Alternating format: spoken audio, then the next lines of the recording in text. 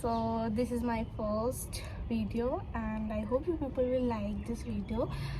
So because मैंने बहुत ज़्यादा गैप दे दिया था, बीच में वीडियोस नहीं बनाती थी मैं, बट हाँ अब मेरा फिर से मन किया कि yes I should start my YouTube channel, क्योंकि मुझे लगता है कि मुझे अपना एक्सपीरियंस आप सबके साथ शेयर करना चाहिए. So yes, welcome back to my YouTube channel. This is me, Aditi Lawrence, and I hope you people are good and great and fine. So yeah, let's start today's topic with, ये बहुत emotional topic होगा मेरे लिए, क्योंकि बहुत मेहनत किया मैंने यहाँ तक आने के लिए. तो आज का टॉपिक होगा हमारा मेरी कैबिन क्रू की जर्नी पे.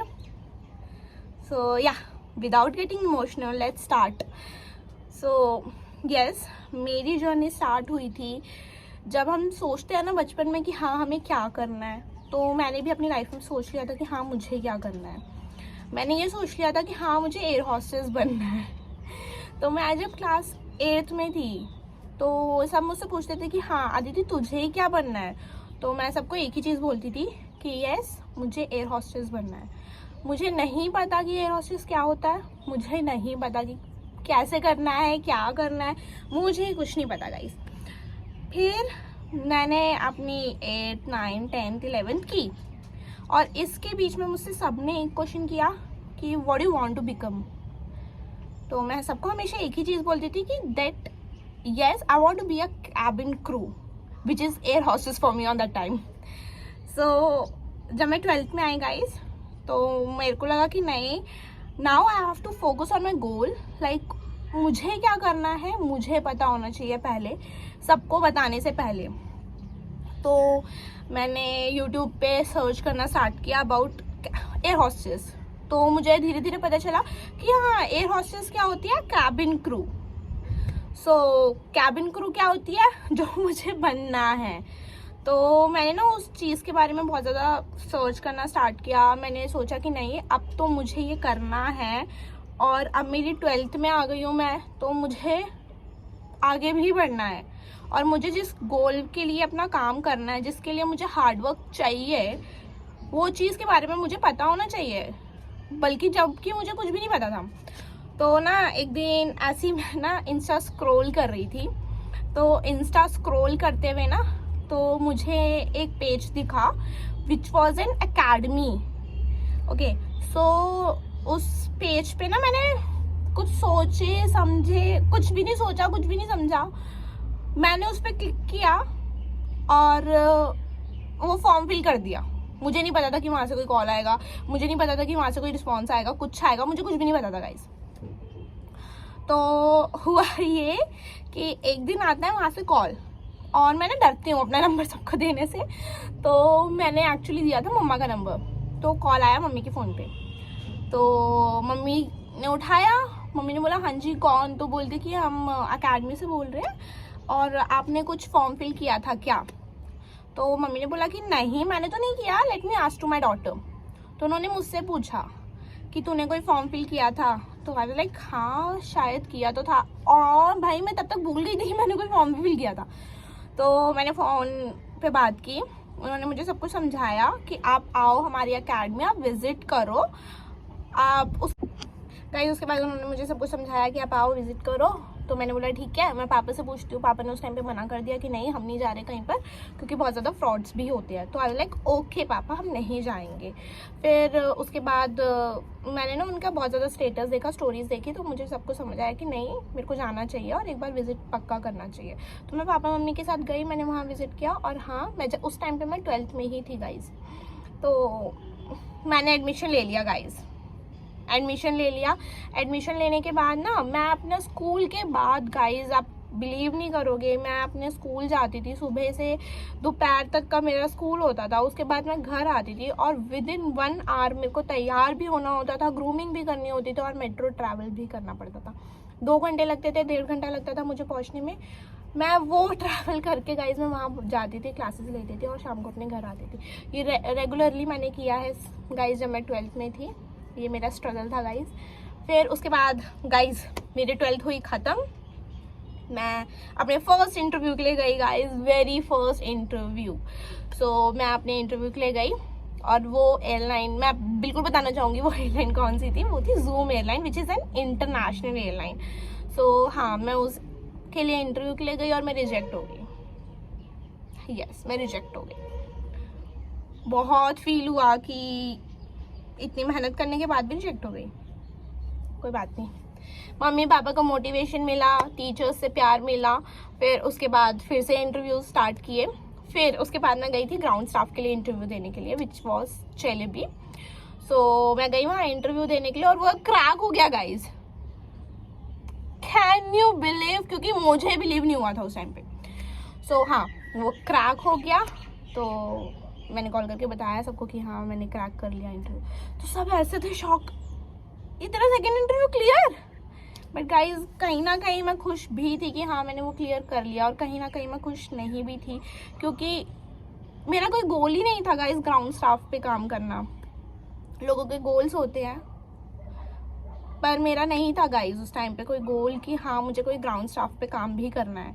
तो मैं गई थी, किया गाइज, क्योंकि 12th के बाद मुझे करनी थी जॉब। मतलब मैंने ना स्टार्टिंग से सोच रखा था कि मुझे 12th के बाद जॉब करनी है, तो मैंने ज्वाइन कर लिया guys.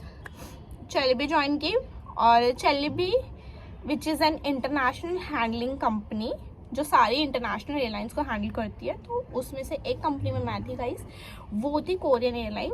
So yes, I was a part of Korean airline and with in Celebi. So मैं वहाँ पे मैंने 1 साल काम किया है गाइस।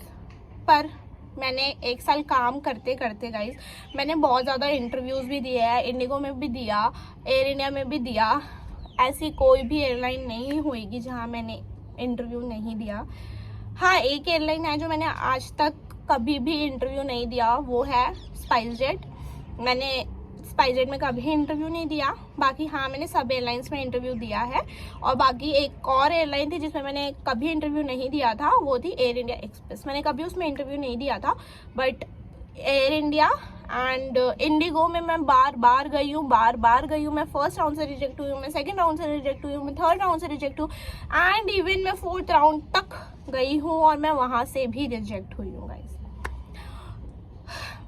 गाइज। 1 साल इंटरव्यूज देने के बाद आप रिजेक्ट पे रिजेक्ट हो रहे हो। जब भी मेरे को मेरी वीक ऑफ मिलता था गाइज, मैं कहीं नहीं जाती थी। मैं मोस्ट प्रोबेबल मैं जाती थी इंटरव्यू देने के लिए, और वहाँ मैं रिजेक्ट होके आती थी ना, तो बहुत बुरा लगता था गाइज। इवन मैं रोई भी हूँ इन चीज़ों के लिए गाइज। फिर एक दिन आया कि मैं सेलेक्ट हो गई इंडिगो में। मैंने अपनी कंपनी छोड़ दी चेलेबी, खुश थी। बट फिर उसके बाद हुआ कि एयर इंडिया में जाना है, तो एयर इंडिया का जाके इंटरव्यू दिया पर रिजेक्ट हो गई। स्याप पे गई, इंटरव्यू दिया, रिजेक्ट हो गई। घर आके बहुत रोई कि अब नहीं होगा। हैंड्स अप कर दिए थे, गिव अप कर दिया था, अब नहीं होगा मुझसे।